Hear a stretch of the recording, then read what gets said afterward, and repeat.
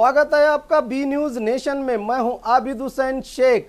मुसलमानों के मौजूदा परेशानियों का हल निकालने और एकजुट करने के लिए चिंतन मंथन और विचार गोष्ठी का आयोजन।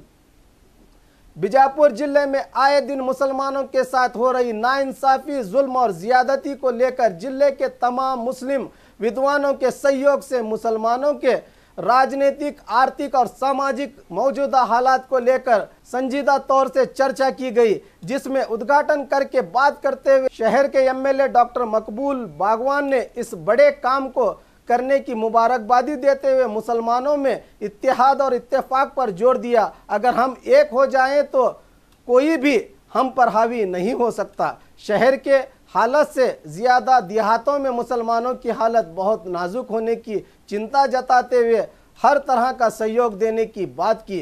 देश के लिए अपना बलिदान और योगदान देने वालों को किसी अरे गहरे से देशभक्ति सीखने की ज़रूरत नहीं।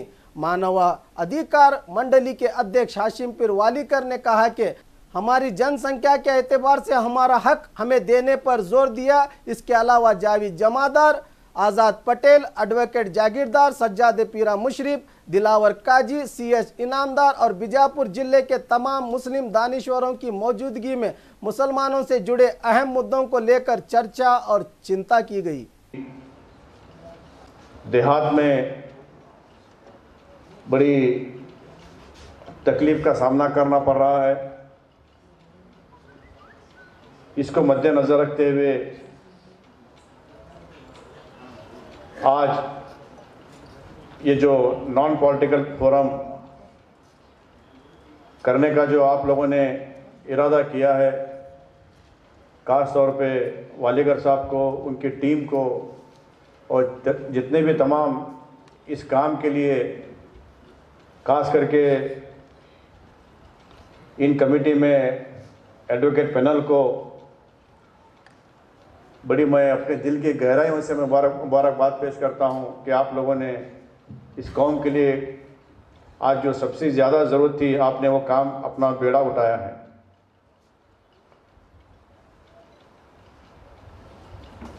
और एक बात, आप जो ये संगठन या एक एसोसिएशन कर रहे हैं, इस एसोसिएशन को, इस संगठन को सबसे ज़्यादा ज़रूरत है संगठित होने की। इसीलिए मैं तमाम रहने बसने वाले बीजापुर के तमाम मुसलमानों से मैं गुजारिश करता हूं कि आप लोग, एक अच्छा मौका है, ऐसे फोरम को एक मजबूत करेंगे तो आने वाले दिनों में हमारे जितने भी छोटे या मोटे तकलीफ़ात होंगे, इस फोरम के ज़रिए हम मसले हल कर सकते हैं। क्योंकि एक मुसलमान कौम ये खुददार कौम है।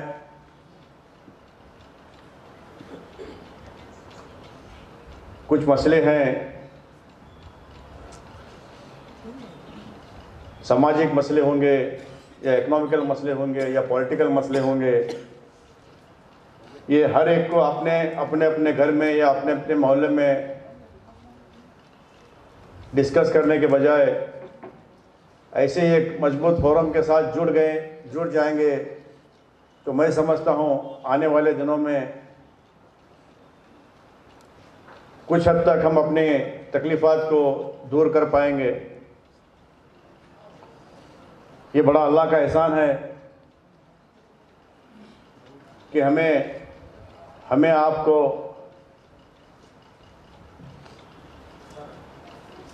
इस हिंदुस्तान मुल्क में पैदा किया है। बाकी जगह अगर हम कभी देखेंगे, आप देख भी रहे हैं कि मुसलमानों की हालत क्या हो रही है। जैसे आप देख रहे होंगे, सीरिया में होने दो या इराक में होने दो या बर्मा में होने दो, उससे बहुत अच्छी उससे सबसे अच्छी हमारे इस देश में हमारे मुसलमानों की हालत है। बस चंद दिनों से कुछ मसले हो रहे हैं, उस मसले को अगर हल करना है तो हमें संगठित होना बहुत ज़रूरी है।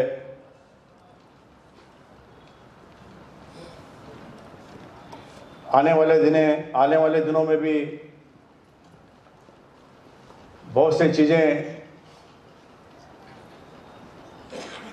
हमारे खिलाफ आ भी सकती हैं।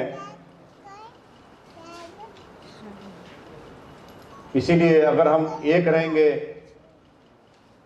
हमारे तकलीफ़ों को अपने मोहल्ले के हद तक हम डिस्कस करते रहेंगे, उससे ज़्यादा मैं चाहता हूं कि ऐसे फोरम से जुड़ के इस फोरम को सिर्फ सिटी के हद तक ना महदूद रखते हुए आप पूरे ज़िले में कहीं भी अगर कहीं भी एक आवाज़ उठेगी कि यहाँ पे कोई नाहक किसी पे तकलीफ़ हो रही है, तो इस फोरम के ज़रिए, इस फोरम के एडवोकेट के ज़रिए आप ऐसे छोटे मोटे मसले आप हल कर सकते हैं। इसके लिए अगर किसी भी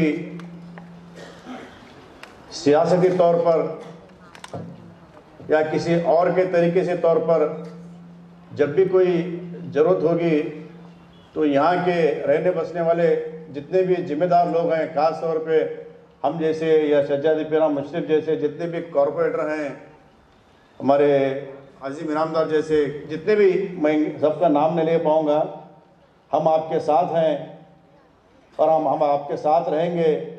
ख़ास तौर पे फिर एक बार मैं हमारे वालीगर साहब को, उनकी टीम को मैं मुबारकबाद पेश करता हूं कि आपने एक ऐतिहासिक काम आपने ये किया है।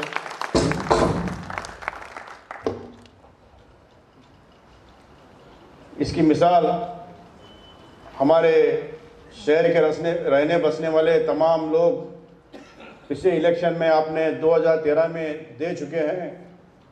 वो क्या है, मैं अपनी शेर के साथ मैं अपनी जगह लेता हूं कि आपने क्या किया है। बिखरे तो फिर ज़माने की ठोकर में आ गए, बिखरे तो फिर ज़माने की ठोकर में आ गए, जब मुत्तहिद हो गए तो ज़माने पे छा गए। Thank you. जो आगे दिनों में होने जाने वाला है हिंदुस्तान में, इसको देखकर हमको संभल कर आगे के दिनों में हमारे लिए, हमारी कौम के लिए, आने वाली जनरेशन के लिए हमें क्या करना है, ये सोचना है। ये जो 4 मौजू इस वक्त यहाँ पे लिखे गए हैं, मुस्लिम धार्मिकते ಮತ್ತು राष्ट्रीयते। भाइयों, मुसलमान कभी देशद्रोही नहीं हो सकता। आज तक जितने भी जानें इस देश के लिए गई हैं वो मुसलमानों की गई हैं। हमें दिखाने की ज़रूरत नहीं है इस देश वालों को कि हम देश के प्रेमी हैं या देशभक्त हैं। वक्त आने पर हम अपनी जान, हमारे सर पर हम कफन बांध कर इस देश की रक्षा करेंगे। एक ऐतिहासिक दिन है। वालीकार साहब ने एक इनिशिएटिव लेके एक कौम के लिए हम कुछ करना पड़ेगा। कौम कहीं भी दिक्कत में आए तो हमारे तरफ से एक संगठन होना चाहिए। आजकल देहात में लोगों के सामने बहुत से मसाइल हैं, उनको ठीक से जो टाइम पे मदद नहीं मिल पाती है। ऐसे हम और वालीकार साहब बैठे थे, उसी वक्त एक वाक़या हुआ था। देवरीपरगी में किसी एक मौलाना को पुलिस स्टेशन में लाके 3 दिन रखा हुआ था। वालीकार साहब वहाँ पर गए, पूछा क्यों रखा है, कुछ FIR हुआ है या कुछ केस हुआ है। ऐसे ही कुछ एक झूठ मूठ पिटीशन में उसके ऊपर अट्रॉसिटी किया गया। जब एक ऐसा लगा कि मुसलमानों को कोई मदद की ज़रूरत अभी लग रही है। तबलीग जमात से क्या है, ये उनको वो लोग कहेंगे, आप एक के बाद एक दीगर जवाब देंगे। कि हमको किसी से कुछ मतलब नहीं, हमें जो है इस्लाम को जो है मिटाना है। ये अमेरिका के पार्लियामेंट मेंबर्स की बात है। देख रहे हैं आप सीरिया में क्या हुआ। हमारे जितने भी अरब कंट्रीज़ हैं उनमें क्या हुआ, हम भी देख रहे हैं, हमारे दोस्त भी ये सब चीज़ें देख रहे हैं। उसके बाद इराक़ को ख़त्म कर दिया गया, अफ़गानिस्तान को ख़त्म कर दिया गया। आज मुसलमानों की हालत बर्मा में क्या हुई आप रिसेंटली आप देख सकते हैं। हिंदुस्तान में भी हालत बहुत ख़राब है। हम और हाशिम पीर साहब बैठकर ये सोचे कि भाई ये क्या हो रहा है, क्या होने जा रहा है। हिंदुस्तान की आज़ादी के लिए कौन लड़े और कौन कुर्सियों पर हैं। उन्हें वापस भेजा जाता था और जब कभी जंगों में कुरान मजीद या दीनी किताबें हासिल होती थीं, उसको बड़ी ही एहतराम। एक वाक़या ये भी है कि कुरान करीम और दीनी किताबों को हासिल किया गया जंग के बाद। तो जब मालूम हुआ शिवाजी महाराज को कि ये मुसलमानों की मुक़द्दस किताब कुरान मजीद और दीनी किताबें हैं, तो उसको अपने सर पर रख कर मुसलमान सिपाहियों के हवाले किया। मगर आज क्या हो रहा है इस मुल्क में, इन्हीं हमारे हुक्मरानों का नाम ले लेकर समाज को बांटा जा रहा है, मस्जिदों को तोड़ा जा रहा है। ये हमारे लिए बहुत ही नाजुक मरहला है। ಇವತ್ತು ಪರಿಸ್ಥಿತಿ ಏನಾಗಿದೆ, ಒಂದು ಧರ್ಮದ ಕುರಿತಾಗಲಿ, ಒಂದು ಜನಾಂಗದ ಕುರಿತಾಗಲಿ, ಅವರ ಸಮಸ್ಯೆಗಳ ಕುರಿತಾಗಲಿ, ಅದರಲ್ಲೂ ಮುಖ್ಯವಾಗಿ ಮುಸ್ಲಿಮರ ಕುರಿತು ಮಾತನಾಡುವಂಥದ್ದು ಇವತ್ತು ದೊಡ್ಡ ಒಂದು ಅಪರಾಧ ಅನ್ನುವಂಥ ಭಾವನೆ ಇವತ್ತು ವ್ಯವಸ್ಥೆಯಲ್ಲಿ ಕಾಡ್ತಾ ಇದೆ. ಮುಸಲ್ಮಾನರು ಸಂಘಟಿಸುವುದು, ಅವರ ಪರಿಹಾರಕ್ಕಾಗಿ ಧ್ವನಿ ಎತ್ತುವುದು ಎಲ್ಲವೂ ಅಪರಾಧ ಅನ್ನುವಂಥನೇ ಒಂದು ವ್ಯವಸ್ಥೆ ನಮ್ಮನ್ನು ನೋಡ್ತಾ ಇದೆ. ಹೀಗಾಗಿ ಇವತ್ತು ನಾನು ಮುಸಲ್ಮಾನರ ಸಂಘಟನೆ ಕುರಿತು ಅವರ ಸಮಸ್ಯೆಗಳಿಗೆ ಪರಿಹಾರ ಹುಡುಕುವ ನಿಟ್ಟಿನಲ್ಲಿ ಒಂದು ಚರ್ಚೆ ಕುರಿತು ಅಂತ ಒಂದು ಮಾತನಾಡುವಂಥ ಅಪರಾಧಕ್ಕೆ ನಾನು ಇವತ್ತು ಕೈ ಹಾಕ್ತಾ ಇದ್ದೇನೆ. ಬಂಧುಗಳೇ, ನಾವು ಇವತ್ತು ಏನೇ ಮಾಡ್ಲಿಕ್ಕೆ ಹೊರಟ್ರು ಕೆಲ ಕೆಟ್ಟ ಮನಸ್ಸುಗಳು ನಮ್ಮನ್ನು ಅತ್ಯಂತ ಸಂಶಯದಿಂದ ಗುಮಾನಿಯಿಂದ ನೋಡ್ತಾವೆ. ಏನು ಎಲ್ಲರೂ ಕೂಡ್ಕೊಂಡಿದ್ದಾರೆ, ಏನು ನಡೆಸ್ಯಾರ ಸಾಬ್ರು ಅಂತೇಳಿ. ನಾವು ಏನೇ ಮಾಡಿ ನಾವು ಬೇರೆಯವ್ರದ್ದು ನಾವೆಂದು ಪ್ರಶ್ನೆ ಮಾಡೋದಿಲ್ಲ, ಆದ್ರೆ ನಾವು ಎಲ್ಲರೂ ಒಂದು ಕಡೆ ಕೂಡ್ಕೊಂಡು ಬಿಟ್ಟಿವಪ್ಪ ಅಂದ್ರೆ ಏನು ನಡೆಸ್ಯಾರ ಸಂಶಯವನ್ನು ಹುಟ್ಕೊಂಡು ಬಿಡ್ತಾರೆ. ಇದು 1990 ನಂತರ ಇಂಥ ಒಂದು ವ್ಯವಸ್ಥೆ ಬೆಳ್ಕೊಂತಲೇ ಬಂದಿದೆ. ಈ ಕಾರ್ಯಕ್ರಮದ ಒಂದು ವಿಷಯಕ್ಕೆ ಸಂಬಂಧಪಟ್ಟಂಗೆ ಒಬ್ಬ ಗೆಳೆಯರು ನನಗೊಂದು ಪ್ರಶ್ನೆ ಮಾಡಿದ್ರು. ಏನ್ರಿ ಸರ್, ಮತ್ತೆ ಇಲೆಕ್ಷನ್ ಬಂದದ, ಮತ್ತೆ ಅದರ ಸಲುವಾಗಿ ಎಲ್ಲರೂ ಕೂಡ್ಲಾಕತ್ತೀರ, ನಾನು ಅದರ ಸಲುವಾಗಿ ಇಂಥದ್ದೊಂದು ಕಾರ್ಯಕ್ರಮ ಇಟ್ರೇನು ಅಂತ. ಅದು ಕೇಳಿದ್ದು ನಾನು ಮುಸ್ಲಿಂ ಗೆಳೆಯನೇ. ಅದು ಸಹಜನೂ ಕೂಡ. ಯಾಕಂದ್ರೆ ಈಗ ಸದ್ಯದ ಪರಿಸ್ಥಿತಿ ಒಳಗ ಹಲವಾರು ಜಾತಿಗಳು, ಹಲವಾರು ಪಂಗಡಗಳು, ಹಲವಾರು ಸಮುದಾಯಗಳು ಜಾತಿ ಸಮಾವೇಶಗಳನ್ನ, ಜಾತಿ ಸಮ್ಮೇಳನಗಳನ್ನು ಮಾಡ್ತಾ ಇದ್ದಾವೆ. ಹಾಗೆ ಜಾತಿ ಸಮ್ಮೇಳನ, ಜಾತಿ ಸಮಾವೇಶ ಮಾಡುವ ಜೊತೆಗೆ ಅವರು ಆಯಾ ಜಾತಿಯ ಮುಖಂಡರು ಅಂತ ಅನಿಸ್ಕೊಳ್ತಾ ಇದ್ದಾರೆ. ಅವ್ರಿಗೆ ಹಾಗೆ ಅನಿಸ್ಕೋಬೇಕು, ಹಾಗೆ ಪ್ರತಿಬಿಂಬಿಸ್ಕೊಳ್ಬೇಕು ಅನ್ನುವಂಥದ್ದು ಅನಿವಾರ್ಯತೆ ಇದೆ. ಐತಿಹಾಸಿಕ ವಿಜಯಪುರ ಜಿಲ್ಲೆಯಲ್ಲಿ